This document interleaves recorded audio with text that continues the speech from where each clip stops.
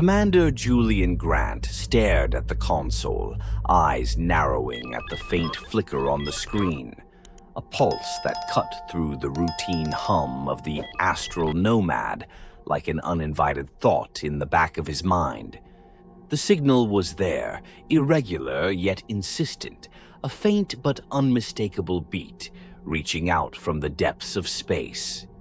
Grant's fingers hovered over the controls, reluctant to acknowledge the allure of the unknown signal, but equally unable to look away. "What are we looking at here?" His voice was steady, but his tone betrayed a hint of tension that the crew hadn't heard before.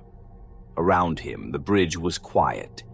Navigator Devin Myers glanced up, his usually jovial face shadowed by an expression of uncertainty. "Not like anything we've picked up before," Myers muttered. "It's strange, Commander.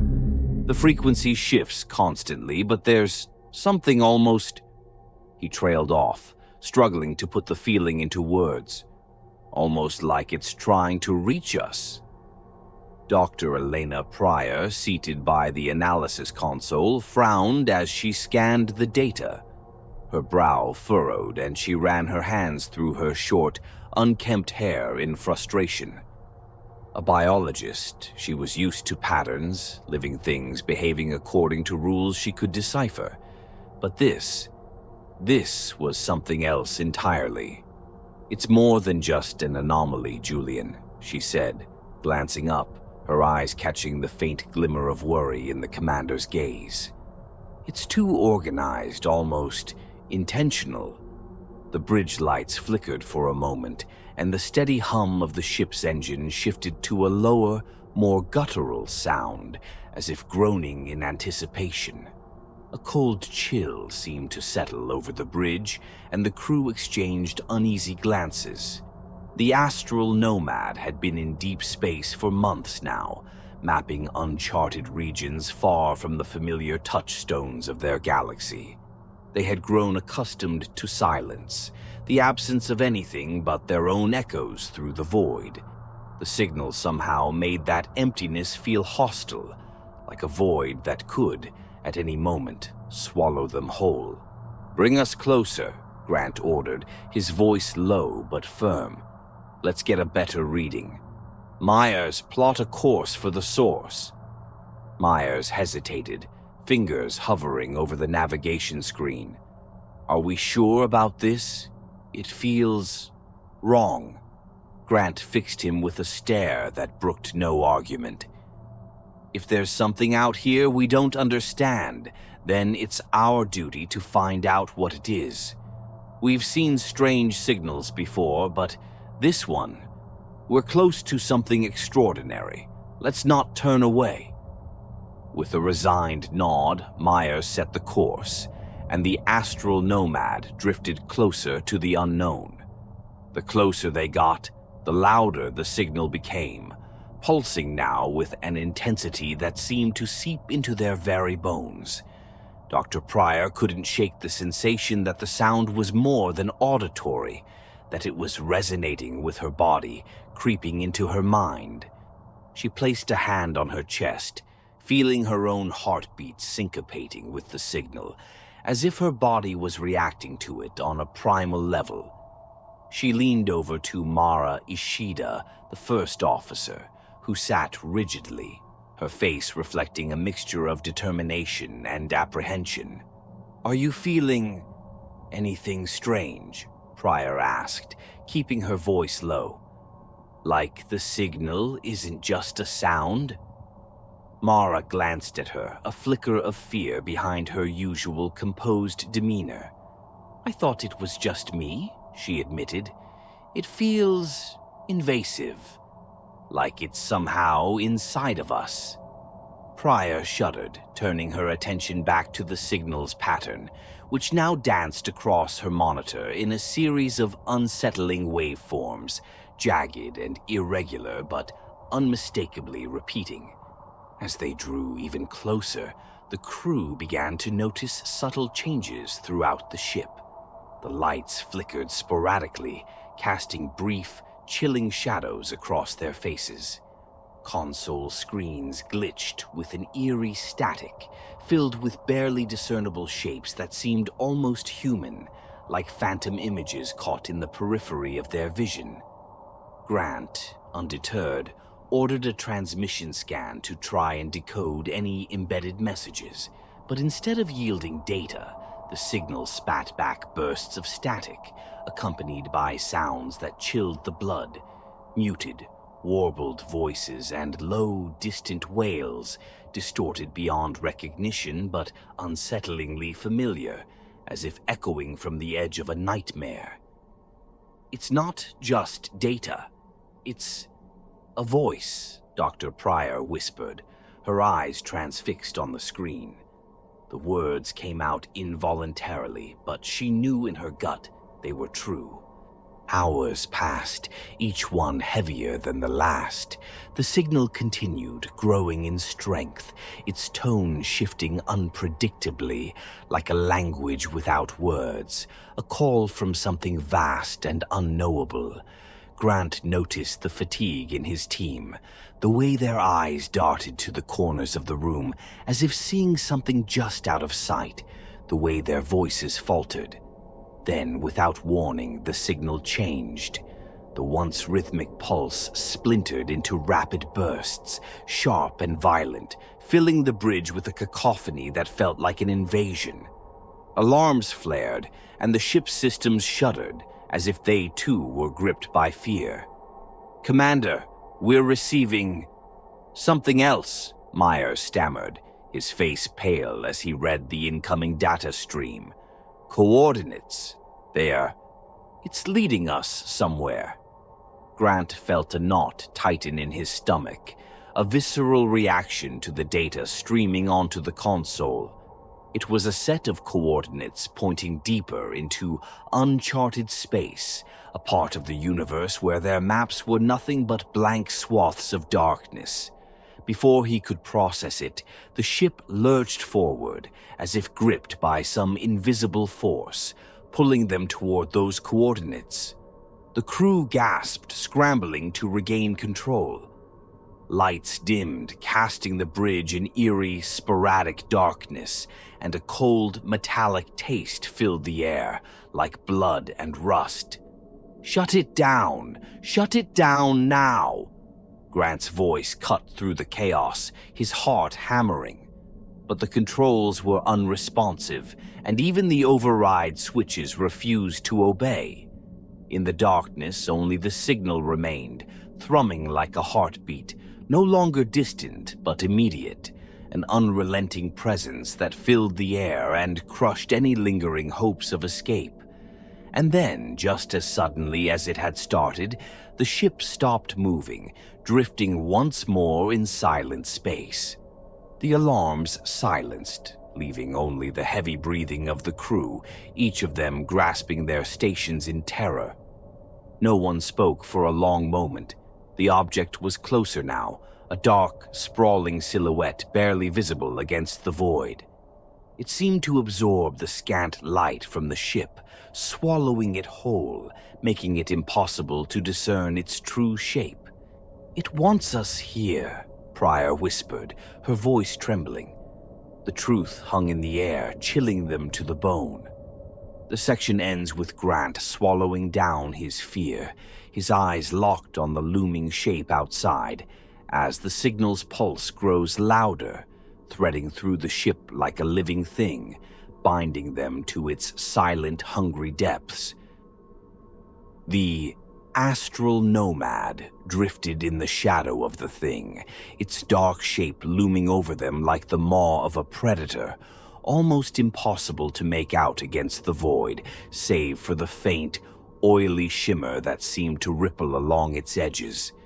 The object was vast, as if some ancient fragment of darkness itself had taken shape. The crew could feel its presence seeping through the hull, suffusing the air with an indefinable tension, a gnawing sense of dread that settled heavily in the chest and made every breath feel shallow. On the bridge, Commander Grant watched the object in silence, the twisted form that defied known geometries and cast off any sense of familiar structure. Sharp, elongated protrusions jutted from it at strange angles, giving it a vaguely organic shape that felt like a mockery of natural life. "Running a full scan," murmured Dr. Pryor, fingers gliding over her console. Her voice was barely above a whisper, the usual confidence drained as she watched the readings feed into her monitor. She couldn't shake the feeling that it was looking back at her. The scanner data appeared slowly, feeding onto the screen in fragmented bursts, as if struggling to make sense of the thing in front of them. Numbers flickered wildly, and the readings came back garbled, showing erratic fluctuations in mass and density, as though the object was shifting its form from moment to moment. "This thing, it's not stable," Pryor muttered, squinting at the screen in frustration. "It's almost like it's alive." Devin Myers, the navigator, sat beside her, his face drawn with unease. "Alive?" he repeated, his voice cracking. "Doc, you're saying this thing is breathing?" "Not exactly, but it has pulses and they're fluctuating. It's almost as if it's adapting to us, reacting to our presence." Pryor shivered, rubbing her arms as though trying to shake off the cold grip of the thing outside. Grant's jaw tightened. "Enough speculating. We need answers. Myers, suit up and prep for an EVA. I want a closer look. We'll attach a beacon to its surface to get a continuous read on its composition." The tension on the bridge grew thick as the crew exchanged uneasy glances, but no one dared to voice their fears outright. Grant was resolute, his gaze locked on the thing outside, his sense of duty stronger than the fear gnawing at him. As Devin prepared for the spacewalk, a nervous tension set in. He moved in silence, snapping his helmet in place and sealing his suit with a steely look that belied his trembling hands. The other crew members looked on, their faces pale, shadows etched deeply into their expressions, as if they knew something about this mission was very, very wrong. The airlock door slid open, and Devin stepped into the void, tethered to the ship by a thin titanium line that gleamed in the dim light. The object loomed before him, its surface dark and cold, casting an unnatural shadow that seemed to swallow him whole as he approached. His voice crackled through the comm system, strained but steady. This thing is huge up close," he said, his breath hitching. "It's like a piece of frozen darkness." The closer he got, the stranger the surface appeared. It wasn't just black. It seemed to drink in all light, refracting nothing, a hole in the fabric of space that absorbed everything. And as he reached out to attach the beacon, his gloved hand stopped short, trembling as if some primal part of him resisted touching it. "Commander," he murmured, voice tinged with panic. I don't think I should be out here. It feels like it's aware of me." "Stay calm, Myers," Grant replied sharply. "Attach the beacon, get your readings, and get back inside. Just a quick in and out." A long pause stretched between them, heavy with tension. Devin reached out again, hand trembling as he forced himself to press the beacon onto the surface. The instant it made contact, a deep, bone-chilling cold seeped through his suit, reaching his skin in a freezing rush. He gasped, feeling the cold slide up his arm, settling deep into his bones. "Commander, it's like it's moving," Devin stammered, staring in horror as the surface seemed to shift beneath his hand, faintly undulating as if it were breathing.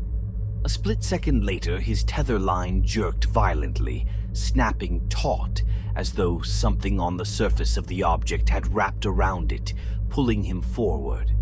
Devon's scream cut through the comm system, a raw animal sound that sent a ripple of fear through the entire crew. "Devon!" Grant barked, his hands clenching the edge of the console. "Pull him back! Get him inside!" But Devon's voice had faded into static. His suit readings flickered, heart rate and oxygen levels plunging before abruptly flatlining. The entire crew watched in horror as the line went slack, drifting in the silence of space, severed cleanly, as though cut by something impossibly sharp. "Bring him back," Mara's voice cracked, her fists clenching as she struggled to keep her fear in check. But there was no answer, just a dead silence on the other end of the line. In the moments that followed, the bridge descended into chaos as they tried every system to reconnect with him, to track his location. But the readings came back empty. Devon was gone, as if swallowed whole by the darkness outside. Grant clenched his jaw, fingers trembling as he stared at the severed tether drifting in the vacuum. "Pull in the line." "Maybe." His voice broke off, a faint glimmer of hope in his eyes that no one dared to challenge. They retracted the tether, but as it came back into the ship, the horror only deepened. At the end of the line, where Devon should have been, there was only the empty suit, crumpled and scorched as if touched by some otherworldly fire. His helmet was shattered, and the fabric was covered in blackened organic residue, strange and viscous, that pulsed faintly, almost as if alive. What is that?" Mara whispered, recoiling as she saw the glistening dark substance coating the suit. Dr. Pryor approached, her hand covering her mouth as she tried to analyze the sight before her. It's almost like tissue," she murmured, horror-stricken. "Some kind of organic residue, but nothing like I've ever seen." Then, in a move that froze everyone, the residue on the suit began to shift, twitching slightly, and a small filament, dark and writhing, extended from the scorched fabric, almost as if it were reaching out. The crew backed away instinctively, recoiling as the dark tendril curled in the air before disintegrating into a fine black dust, leaving only Devon's hollow, charred suit as a testament to what had just happened. "We need to get out of here," Mara whispered, her eyes wide with terror as she turned to Grant. This thing, it's not just a structure. It's something alive. And it took him, Julian. It took him." Grant's face remained stony, but his mind raced, grappling with the horrifying reality of what they had just witnessed. They were in the presence of something beyond their understanding, something that defied all logic and reason, something that had the power to reach inside their world and pluck them from it like insects. For a moment, a strange silence settled over the bridge as the crew tried to process the loss, the horror of what had just occurred. But the silence was quickly replaced by a faint, rhythmic pulse. The signal, louder now, echoing through the ship with an unrelenting beat that seemed almost mocking, as if the object itself was aware of their terror, savoring it. And then came the smell, sharp, metallic, filling the air like a vapor that crept into their lungs, thick and suffocating. It was a scent they couldn't quite place, like burning metal and decay, an unholy blend that clawed at their senses and filled them with a dread deeper than anything they had felt before. As they huddled together, Grant stared out the viewport at the looming shape outside, the black mass that now pulsed faintly in sync with the signal. He knew deep down that they were caught in its trap, that they had ventured too close to something ancient, something vast, something that was now watching them, savoring their fear. "It won't let us leave," Dr. Pryor whispered, her voice trembling as she stared at the dark mass. "It's alive, and it wants us."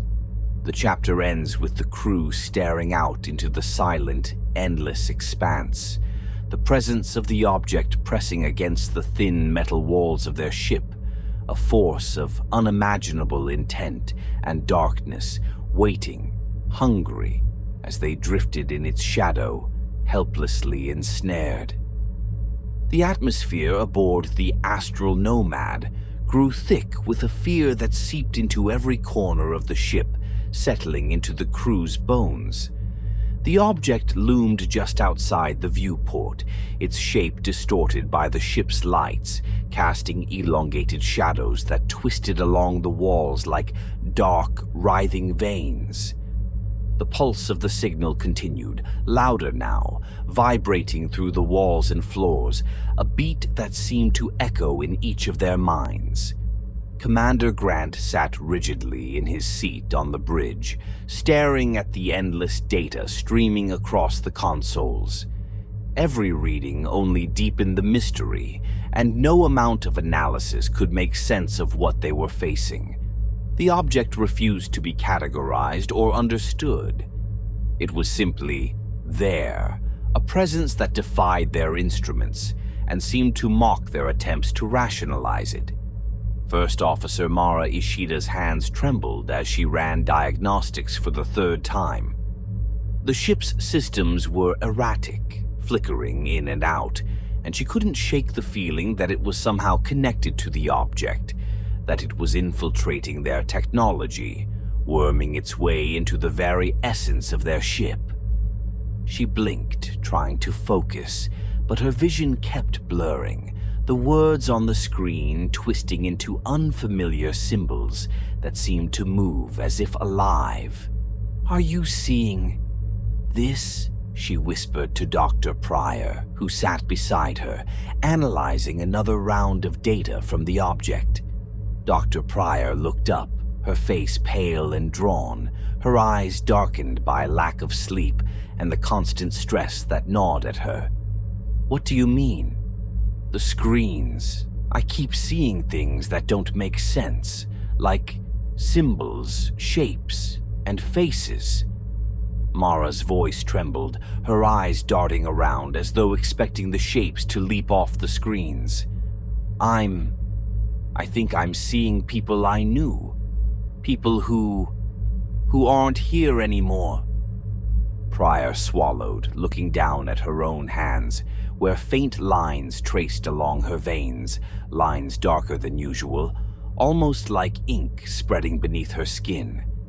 She felt an unnatural cold inside her, an ache that pulsed in time with the signal. She rubbed her arm, but the sensation didn't go away. Instead, it grew stronger, burrowing into her body. "I'm seeing things too, Mara," she admitted quietly, her voice barely a whisper.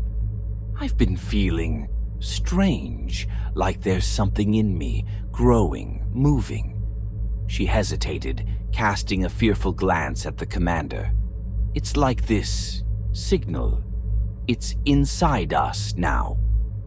Later that night, in the dim red glow of the ship's emergency lighting, Mara wandered the corridor outside the bridge, rubbing her arms as she struggled to shake off the cold that had settled into her bones. She kept glancing over her shoulder, her mind unable to shake the creeping sense of being watched. And then she saw it. A figure, shadowy and distant, standing at the end of the hallway. She squinted, feeling her pulse quicken as she recognized the shape. It was a child, small and slight, hair falling over her face. Mara's heart clenched painfully. It couldn't be. She hadn't seen her daughter in years, hadn't spoken to her since.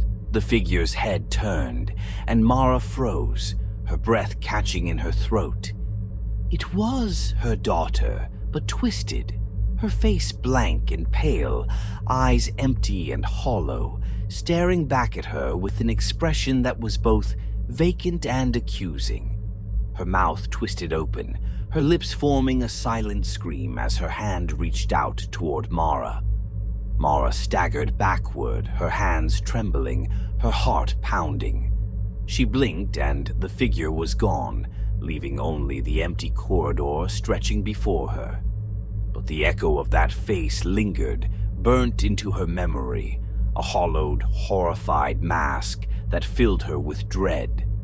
In the following hours, she realized she wasn't alone in experiencing visions.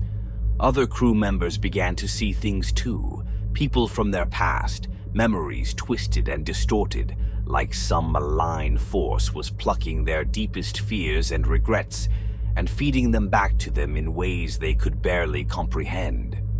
On the bridge, Grant clenched his fists, fighting the sense of helplessness that clawed at him. He had tried to hold the crew together, to maintain control, but even he was beginning to feel his grip slip. His own visions had started not long after Devon's disappearance. At first they were faint, a shadow just at the edge of his sight, a flicker of movement that vanished when he turned. But now they were clearer, sharper, cutting into his mind with a brutal clarity. One moment he'd be in command, issuing orders, trying to maintain some semblance of order. The next, he'd see his wife, standing in front of him, her face a mask of sorrow and fury. She didn't speak, just stood there, staring at him with an expression that seemed to bore into his soul. "You left us," she whispered one night, her voice seething with anger. "You abandoned us for this void." He blinked and she would vanish, leaving him shaken, clutching at the edges of his seat, struggling to distinguish between reality and the nightmare. Every time she appeared, she seemed closer, her expression more hateful, her eyes darker. And he knew deep down that these visions weren't random. They were messages, crafted to target each of them in their most vulnerable places. The signal was playing with them, molding itself into the fears that haunted them, pulling memories from their minds and twisting them into grotesque reflections of guilt, pain, and terror. Dr. Pryor's vision was perhaps the most disturbing of all. She had begun to feel a subtle but growing pain along her arms, her skin tingling with a strange numbness that came and went in waves. She tried to dismiss it, chalking it up to stress and lack of sleep, but the sensation only grew worse. One night, unable to sleep, she went to the med bay and rolled up her sleeve to examine her arm in the sterile glow of the overhead lights. Her breath hitched as she saw dark veins pulsing beneath her skin, twisting and branching like the roots of some invasive plant. The black lines moved, subtly shifting as though alive, and the skin around them felt cold and hard. She traced her fingers along the lines, her touch trembling, and felt the pulse in them, faint but undeniable, as if her veins had started to sync with the signal's rhythm. Before she could scream, the lights flickered, and her reflection in the medbay mirror seemed to change, morphing into a horrific version of herself. Her skin was pale, almost translucent, and her eyes were empty, dark pits staring back at her. She touched her face and her reflection did the same, but its movements were slow, deliberate, as though mocking her. And then, in a soft, strangled whisper, her reflection spoke. "You're becoming part of it," it murmured, a voice that was hers yet not hers, layered with a cold, alien resonance. "It's inside us, changing us." Dr. Pryor stumbled back, her hand clamped over her mouth, fighting the urge to scream. She looked again, but the mirror showed only her own reflection, pale and trembling, with no sign of the dark, twisted figure that had been staring back at her just moments before. Each member of the crew suffered in silence, trapped in their own visions, haunted by memories twisted into instruments of terror. The object outside remained still, its shape looming like a shadow over the ship, a silent predator waiting for them to break. Their collective grip on reality began to slip. Conversations turned to whispers, each person suspicious, uncertain if what they saw was real or another phantom conjured by the signal. Small, involuntary twitches appeared on their faces, and their skin grew pale and sallow. Eyes were ringed with dark circles, voices hollow, drained. The horror was no longer confined to what they saw. It had seeped into their bodies, making every beat of their hearts, every breath, a reminder of the thing that had infiltrated them. They could feel it inside them now, a dark, pulsing presence that connected each of them to the object, as though it were feeding off their fear, absorbing it, growing stronger. As the signal's pulse grew louder, resonating through every surface of the ship, the crew realized with a creeping certainty that they had become part of it. The object was alive, and it had marked them, threading itself through their veins, weaving into the fabric of their being. And so the Astral Nomad drifted on, silent and unresponsive, a vessel lost to the void. Its crew, bound together by fear, haunted by visions, their very bodies turning against them, waited in the grip of a horror they could neither escape nor understand.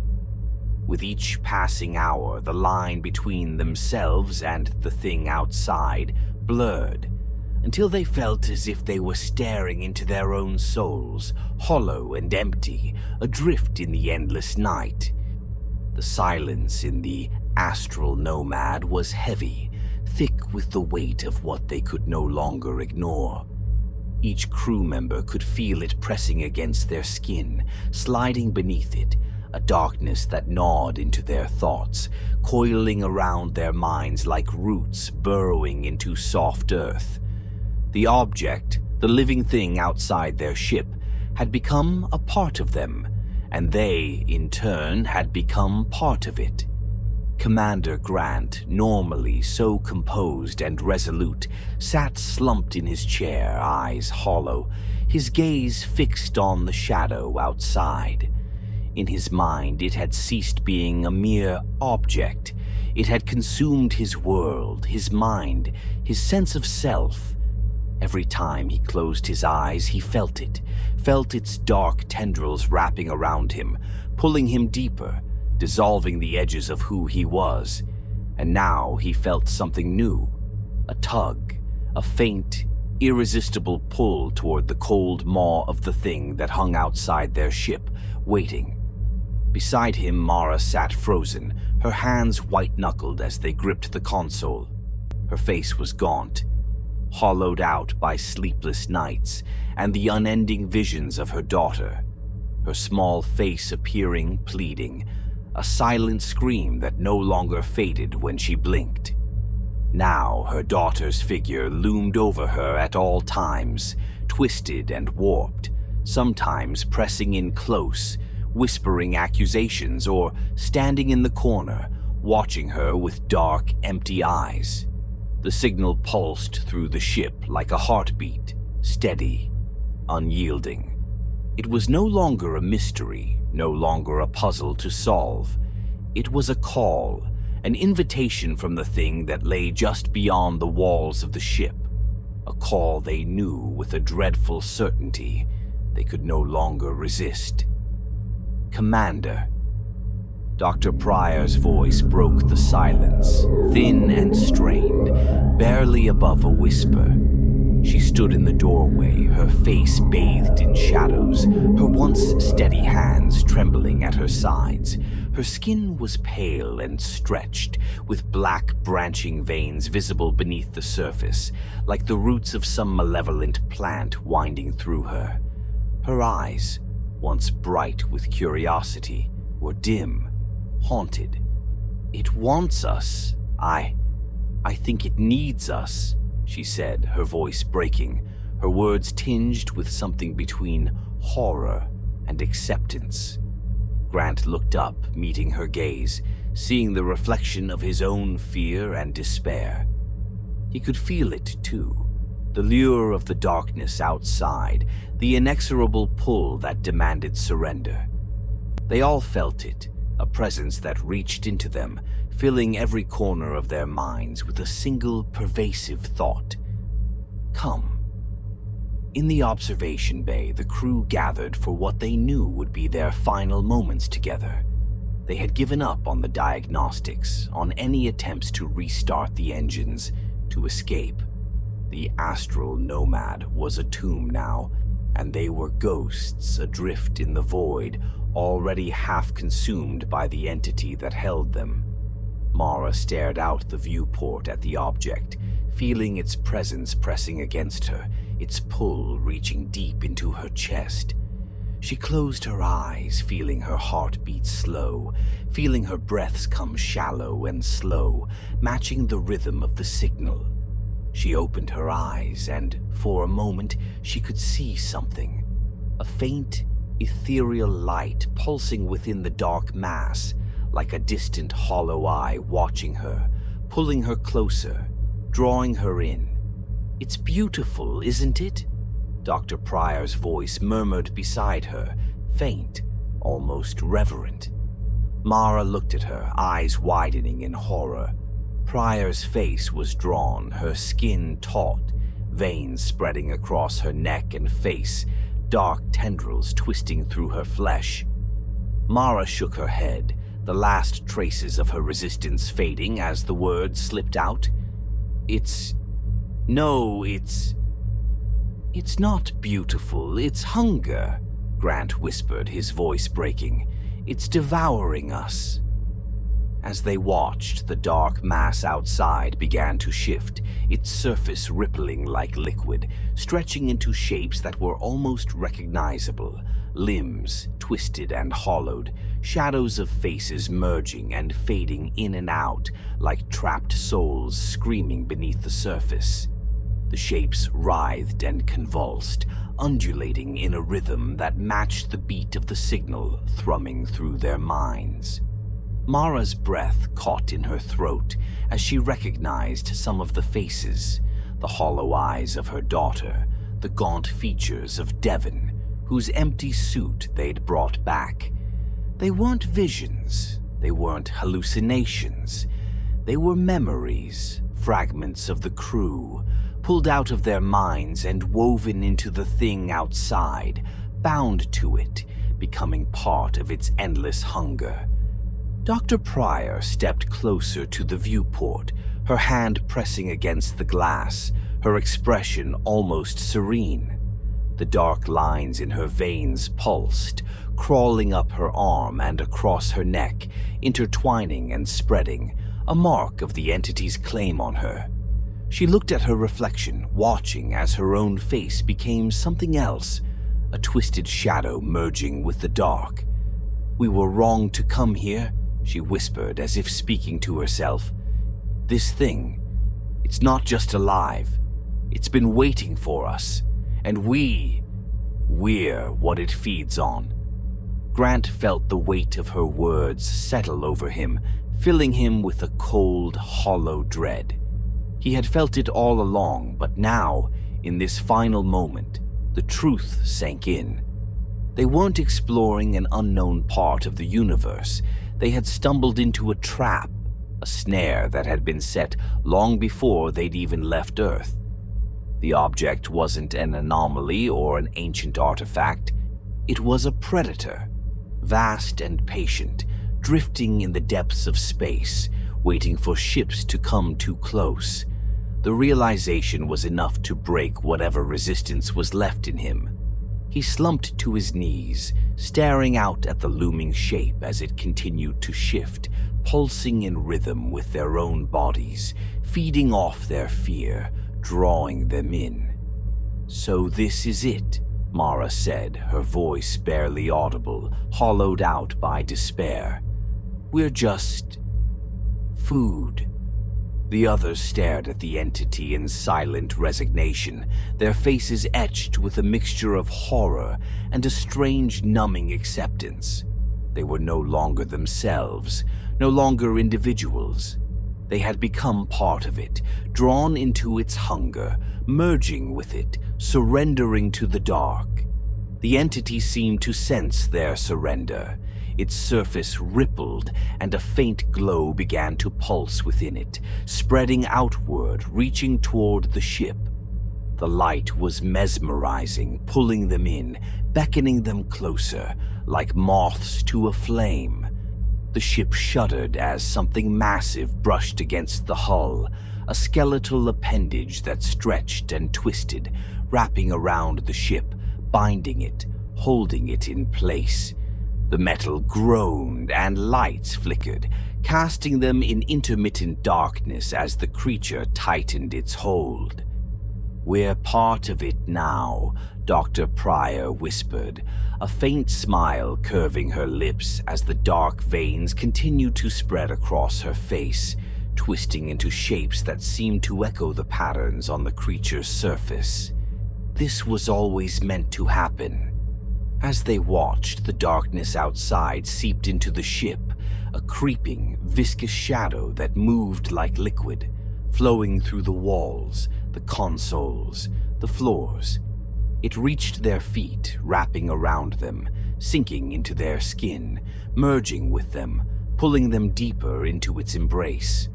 Grant closed his eyes, feeling the darkness filling him, spreading through his veins, wrapping around his heart. He felt his mind slipping, dissolving, becoming part of the vast, endless hunger of the creature that had claimed them. His last thoughts were fragments, broken pieces of who he had once been, memories and faces and voices fading, becoming echoes lost in the depths. In the final moments, Mara felt a strange peace settle over her.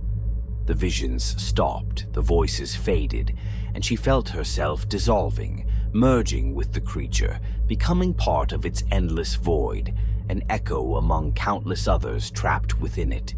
She closed her eyes, letting the darkness consume her, knowing that her fate had been sealed the moment they had answered the call of the signal. From the outside, the Astral Nomad drifted in silence, a dark shadow against the void, bound forever to the creature that had taken it. The signal, faint but persistent, pulsed through the cold vacuum, reaching out, calling to any ship that might pass close enough to hear, an eternal lure in the depths of space, patient and waiting. And somewhere, deep within the black mass, the crew's final screams echoed, twisted and warped, becoming part of the creature's song, a beacon for the next explorers who would venture too close, drawn in by the faint, haunting call of the signal. The stars shimmered, cold and distant, as the void closed over them, silent and eternal.